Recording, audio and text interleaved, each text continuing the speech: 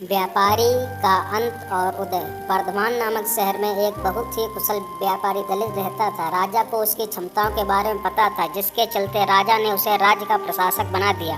अपने कुशल तरीकों से व्यापारी दलित ने राजा और आम आदमी को बहुत खुश रखा। कुछ समय के बाद व्यापारी दलित ने अपनी लड़की का विवाह तय किया।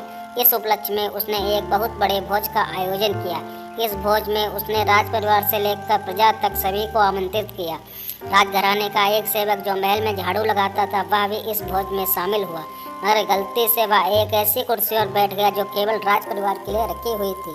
सेवक को उस कुर्सी पर बैठा देखकर व्यापारी दलित को गुस्सा आ जाता है और वह सेवक को धुतकार कर वहां से भगा देता है। सेवक को बड़ी शर्मिंदगी महसूस होती है और वह व्यापारी दलित को सबक सिखाने का प्रण लेता है। अगले ही दिन सेवक राजा के कक्ष में झाड़ू लगा रहा होता है। वह राजा को अर्धनिद्रा में देखकर बड़बड़ाना शुरू करता है। वह बोलता है, इस व्यापारी दलित की इतनी मजाल कि वह रानी के साथ दुर्व्यवहार करे। यह सुनकर राजा की नींद खुल जाती है और सेवक से पूछता है, क्या यह वाकई में सच है? क्या तुमने व्यापारी दलित को दुर्व्यवहार करते देखा है? सेवक तुरंत राजा के चरण पकड़ता है और बोलता है, मुझे माफ़ कर दीजिए, मैं कल रात को सो नहीं पाया। मेरी नींद पूरी नहीं होने के कारण कुछ भी बड़बड़ा रहा था। यह सुनकर राजा सेवक को कुछ नहीं बोलता, लेकिन उसके मन में शक पैदा हो जाता है।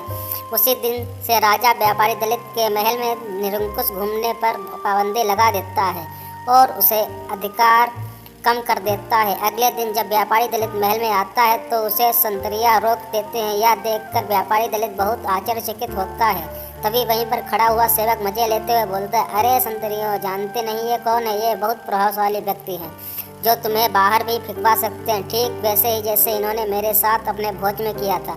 तनिक सावधान रहना। यह सुनते ही व्यापारी दलित को सारा माजरा समझ में आ जाता है। वह सेवक को माफ़ी मांगता है और सेवक को अपने घर खाने पर बुलाता है। व्यापारी दलित सेवक को खूब आओ भगत करता है, फिर बड़ी विनम्रता से भोज वाले दिन किए गए अपमान के लिए क्षमा मांगता है और बोलता है कि उसने जो भी किया गलत किया। सेवक बहुत खुश होता है और व्यापारी दलित से बोलता है, आप चिंता ना करें, मैं राजा से आपका खोया हुआ सम्मान आपको जरूर वापस दिलाऊंगा।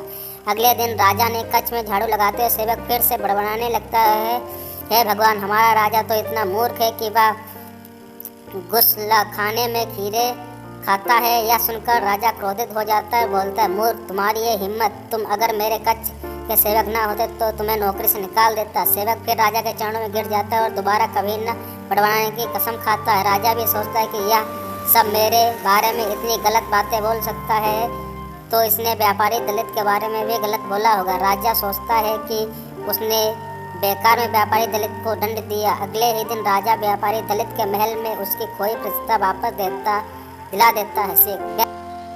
व्यक्ति बड़ा हो या छोटा, हमें हर किसी के साथ समान भाव से पेश आना चाहिए।